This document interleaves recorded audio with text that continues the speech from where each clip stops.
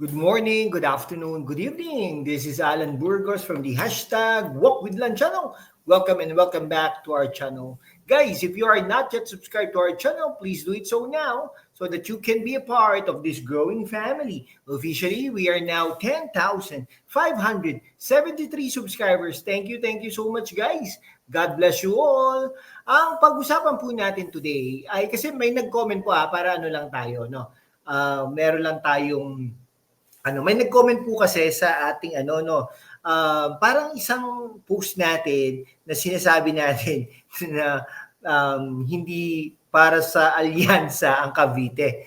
Pero in contrary, inanon lang natin no na malakas ang alyansa sa Cavite dahil tatlo po sa kanilang kandidato taga Cavite. Lacson, si Bong Revilla, at saka si Tolentino. Kung gano'n, dapat malakas talaga ang mga alyansa sa Cavite. Kaya lang, may mga nagko-komento daw, fake news.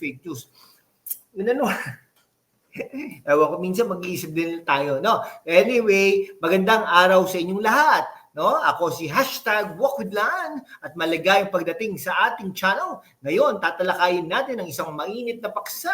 Bakit nga ba maraming taga Cavite ang sumusuporta kay dating Pangulong Rodrigo Roa Duterte? Ano ang mga dahilan sa likod ng kanilang matibay na suporta?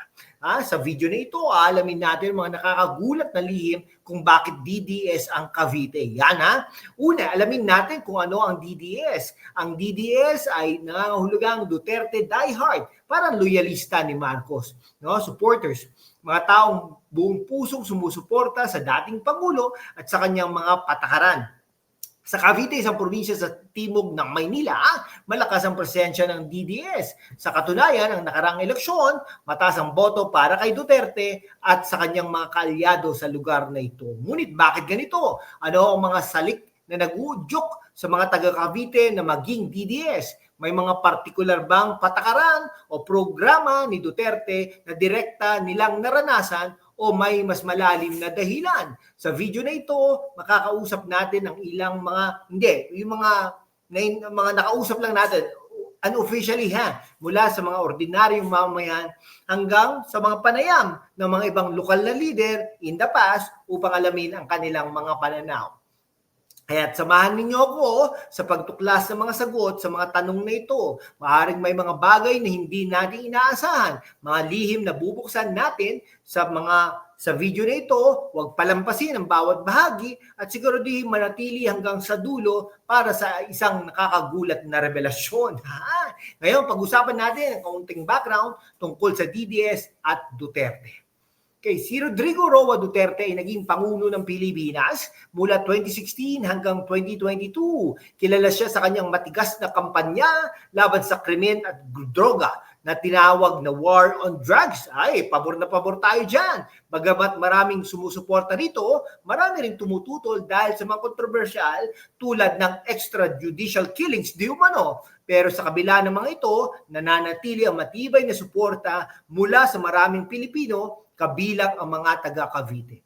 Ang DDS ay hindi lang basta mga taga-suporta. Sila yung mga handang ipagtanggol si Duterte kahit sa gitna ng mga batikos. Sa Cavite, halos parang kulturang na ang suporta sa kanya. Pero bakit? Isa sa mga posibleng dahilan ay ang imahe ni Duterte bilang malakas na leader. Isang bagay na mahalaga sa maraming komunidad sa Pilipinas, lalo na sa mga probinsya tulad ng Cavite.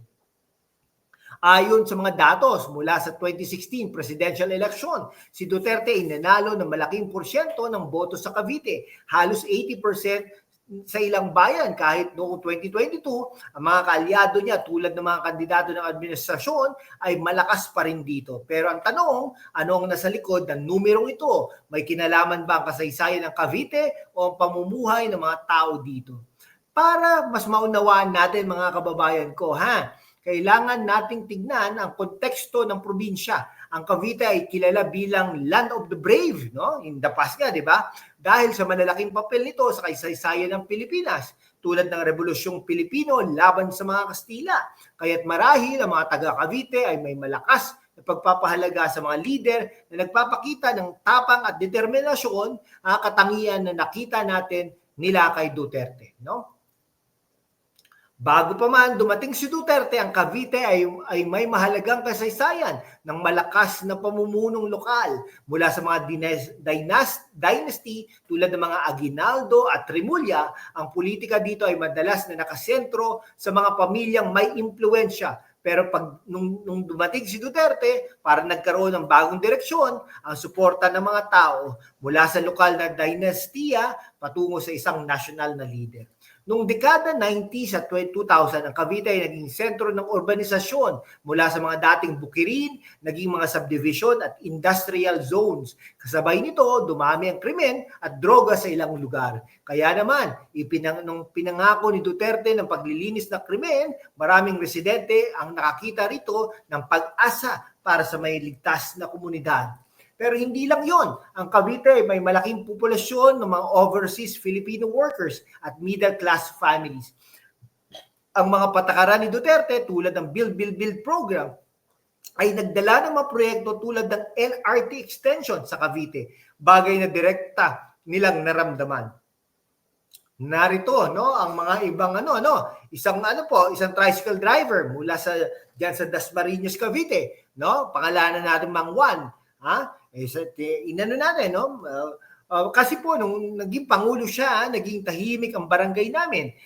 Dati maraming adik sa kanto, pero ngayon natakot sila. Para sa amin, seguridad ang mahalaga. Susunod, isang tindera naman sa palengke, diyan sa Bacoor, pangalanan natin si Ate Maria. Anong masasabi niya sa pagbabago ng Cavite? Malaki ang naitulong ng mga proyekto niya, lalo na yung kalsada. Mas madali na kaming makapunta sa Maynila para magnegosyo. Para sa amin, si Duterte ang tunay na nagmalasakit sa mahirap. May personal din kwento ang iba, nung bumisita sa Cavite, napansin na gaano ka-organisado ang mga rally ng mga iba't ibang party, ang DDS, kahit na alam nyo, nung Uniteam, ganun din, di ba? May mga banners, tarpaulin, at kahit mga t-shirt na may mukha ni Duterte, para bang hindi lang suporta, parang may pagmamahal talaga. Okay, nakausap rin natin ang isang tao, isang barangay. Anyway, sabi niya, ang mga tao daw dito, gusto nila ng leader na hindi lang nangangako, kundi gumagawa talaga. Si Duterte, kahit maraming kontra, kita mo ang resulta, mas maayos ang trapiko, mas mabilis ang serbisyo ng gobyerno. Isang estudyante mula diyan sa isang bayan naman, bakit hindi ka sumusuporta kay Duterte? Para sa akin, hindi sapat na maging matigas lang. Maraming nawalan ng trabaho sa pamilya ko dahil sa mga lockdown at hindi naman kami nakatanggap ng tulong. Sana mas may nakinig siya sa mga ibang sektor. Isang guro ay may ibang opinyon. Sabi niya, magandang intensyon ni Duterte laban sa droga, pero ang paraan niya masyadong marahas. Maraming inosente ang nadamay at iyon at ang hindi ko matanggap. So ang mga nakakagulat na lihim kung bakit DDS ang Cavite? Una, ang pangako ng seguridad at kaayusan. Isang bagay na hinintay ng maraming probinsya. Pangalawa, mga konkretong proyekto tulad ng infrastruktura na nararamdaman ng mga tao. Ang pangatlong, imahe ni Duterte bilang leader na katulad ng mga bayani sa kasaysayan ng Cavite, matapang at determinado. Pero malinaw din na hindi lahat ng sumasang-ayon.